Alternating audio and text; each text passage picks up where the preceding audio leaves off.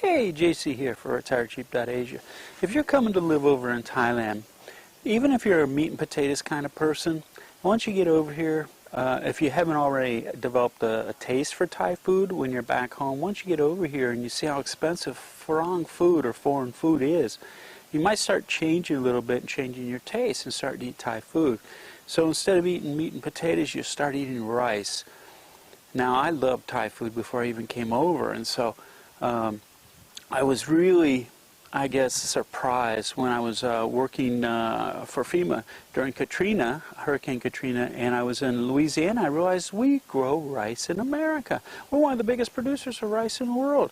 I never knew that. So anyway, once I got over into Thailand, rice was a natural thing for me. I love eating rice, especially the Jasmine rice, and sticky rice is good too. But anyway, I started wondering, I wonder how you get rice to the table. What's the process? So I want to share the process with you.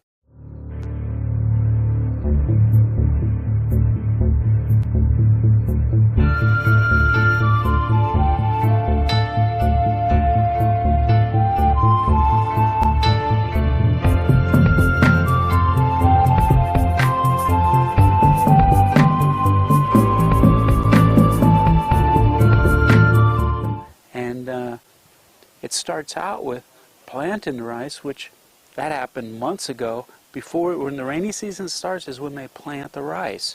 And so they flood the fields, and then they start planting the little seedlings. Well, guess what time it is now? It's the end of rainy season, so it's time to harvest the rice. So let's talk about harvesting rice and getting it to your table. So if you've never watched rice harvesting, this is how it works. The harvester goes through the fields and scrapes up the rice, and the stalks come out the back end, but the rice is stored in the machine, and then they just turn it on and either pump it into a truck or pump it onto a tarp or something.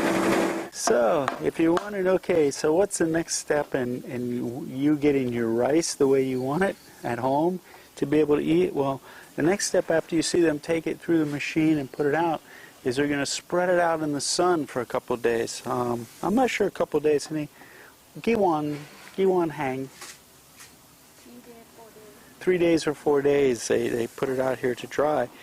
And then they'll try and get the husks off of this. Any tamarai samlap any sikao? Any?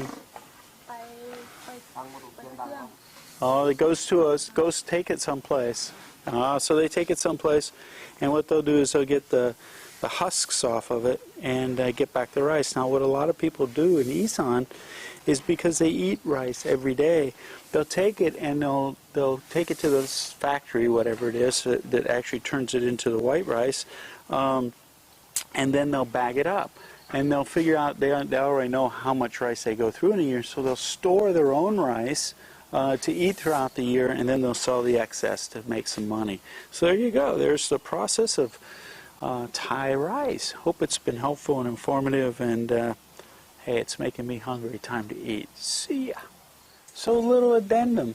Remember at the beginning I told you they harvest the rice at the end of the rainy season? Well, it's been one of the biggest droughts in history in Thailand for a long, long time. Guess what? They got the rice picked. It rained. What a problem. Now, yesterday when I was going around, it's amazing. Let me tell you something about how this works.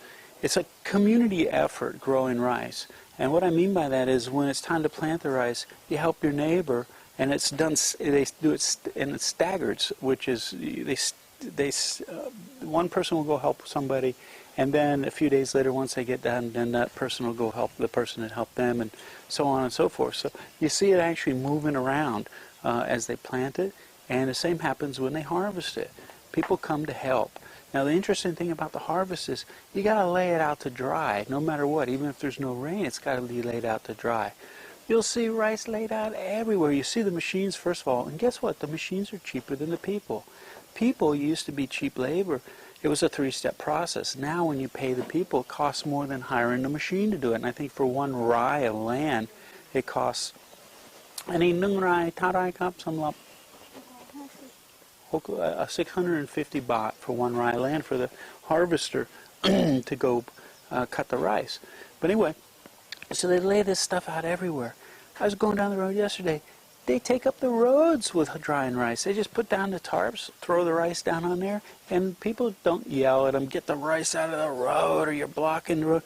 Cars will actually stop and let one-way traffic go, and then the other one will go just to get around the rice. It's everywhere. But like I said, it rained last night, so this is a big issue. So now the process was only 3 days let it dry. Now they're out here getting friends and neighbors to help stir up the rice. So let it dry for an hour, stir it up, and get the bottom dry, because if this gets wet underneath there or starts molding or something, the rice is worthless. So it's real interesting. I wanted to add that addendum to this, that it isn't so cut and dry, pun intended. So anyway, even when it comes to growing rice, there's always an option sometimes you don't expect. JC out. See ya.